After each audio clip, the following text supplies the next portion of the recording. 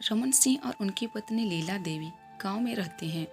उनकी 2 संतानें हैं, एक लड़का सूरज और लड़की रश्मि। दोनों को ही उन्होंने अच्छा पढ़ाया है। बेटा और बेटी दोनों की शादी हो गई है। बेटा सूरज बड़े शहर में रहता है, इंजीनियर है, अच्छा कमाता है। और सूरज के भी 2 बच्चे। ऐसे तो वो कभी कभी गांव आ जाते मिलने, लेकिन अब 1 साल से सूरज मिलने नहीं आ पाया। और इधर माँ बाप को सूरज का घर भी देखना था। सूरज ने एक नया फ्लैट लिया है, तो उसकी पूजा के लिए वो वहाँ जाएंगे। रमन और लीला बैग भरकर बेटे सूरज के शहर पहुँच गए। सूरज उन्हें देखकर खुश हुआ। बहू ने भी अच्छे से आवभगत की। फ्लैट की पूजा हो गई। रमन जी गांव में रहते हैं, तो उन्हें फ्लैट कुछ जमा नहीं। एक बेडरूम, हॉल, किचन था, वो भी बड़ा महंगा लिया था। वो सूरज को बोले, बेटा शहरों में यही मुझे पसंद नहीं, घोंसले जैसे घर होते हैं। सूरज ने घर लोन पर लिया था। अब सूरज के माता पिता ने बातों बातों में बोला कि बेटा हम तो यहीं रहेंगे कुछ दिन। एक BHK फ्लैट में सूरज और 2 बच्चों के साथ अब माँ बाप भी रहने लगे। बहू सुनीता को अब परेशानी होने लगी, क्योंकि घर छोटा, ऊपर से कार और घर की किस्तें, साथ ही दोनों बच्चों की स्कूल की भारी भरकम फीस। लेकिन उन दोनों ने अपने पिता और माँ से कुछ नहीं कहा।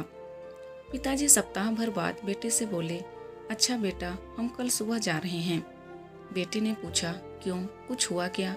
आप एकदम से जाने की बात क्यों कर रहे हैं? बेटे ने एक नज़र सुनीता की तरफ भी की। उसे लगा कि शायद उसने कुछ बोल दिया होगा।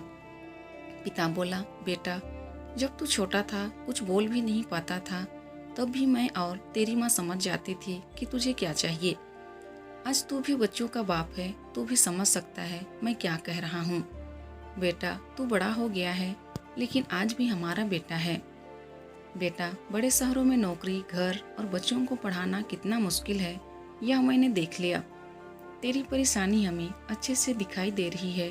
किस तरह से तू बड़े शहर में संघर्ष कर रहा है, यह मुझे दिखाई दे रहा है।